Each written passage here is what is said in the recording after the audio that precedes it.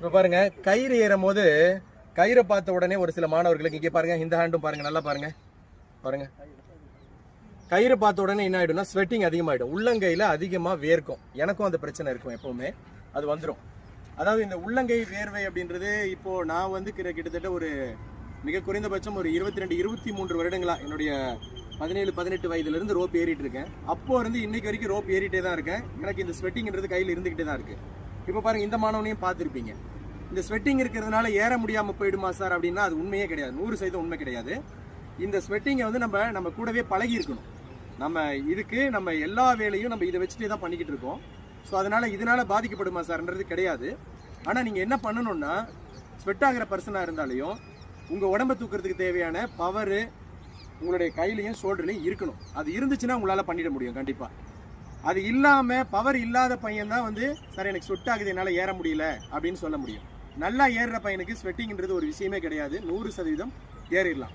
அதையும் தாண்டி அதை தவிர்க்கிறதுக்கு என்ன சார் பண்ணலாம் அப்படின்னா, வாட்டர் பாட்டிலில் கொஞ்சம் தண்ணி வச்சுக்கிட்டு, காட்டன் கர்ச்சீப் பேக்கெட்டில் வச்சுக்கிட்டு இப்போ தண்ணி ஊற்றி கையை கழுவிடுங்க. ரோப் ஏறதுக்கு முன்னாடி மண்ணோ எதையும் தடவிடாதீங்க. மண்ணை தடவினீங்கன்னா ஏற்கனவே ஸ்வெட்டிங் இருக்குது, மண்ணும் சேர்ந்துச்சுன்னா கொஞ்சம் என்ன ஆகிடும், ஒரு சேர் மாதிரியான ஒரு தன்மை உருவாயிடும், இன்னும் கொஞ்சம் வளவளப்பு அதிகமாகிடும். மண்ணை தொட்டக்கூடாது. கையை நல்லா ஸ்வெட்டெல்லாம் கழுவிக்கிட்டு காட்டன் துணியில் நல்லா தொடச்சிட்டு ஏறினீங்கன்னா இன்னும் கொஞ்சம் சிறப்பாக இருக்கும். பாருங்கள், இருந்தாலும் இந்த பையனுக்கு எவ்வளோ ஈரம் இருக்குது சார், நாங்கள் எடுத்துட்டோம் பாருங்க. பார்த்தீங்களா, நல்லா தடவி எடுத்தோம்னா 2 சொட்டு வேர்வை எடுத்துடலாம். இருந்தும் பாருங்க, இந்த பையனை ரோப் ஏற விடுறேன், டபுள் ஸ்டார் போட்டுருவான் பாருங்க. Come on, good.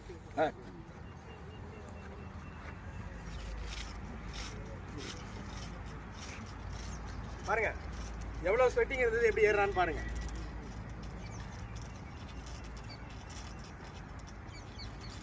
Two star. Clap clap clap. அப்படியே இந்த டீமே எடுத்துக்கேன்.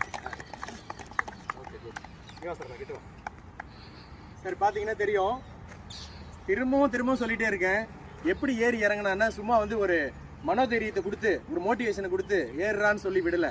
முறையாக தயாராகிருக்கிற மாணவன், அவனுடைய உடலை மேலே எடுக்கிறதுக்கு தேவையான ஷோல்டரில் அவங்ககிட்ட கையிலையும் ஷோல்டர்லையும் பவர் அதிகமாக சேர்த்து வச்சிருக்கிற மாணவன், தினசரி உடற்பயிற்சி செய்து கொண்டிருக்கிற மாணவன். சரியா? ஸோ அதனால் மாணவர்கள் இதை ஒரு பொருட்டாக யோசிக்க வேண்டாம்.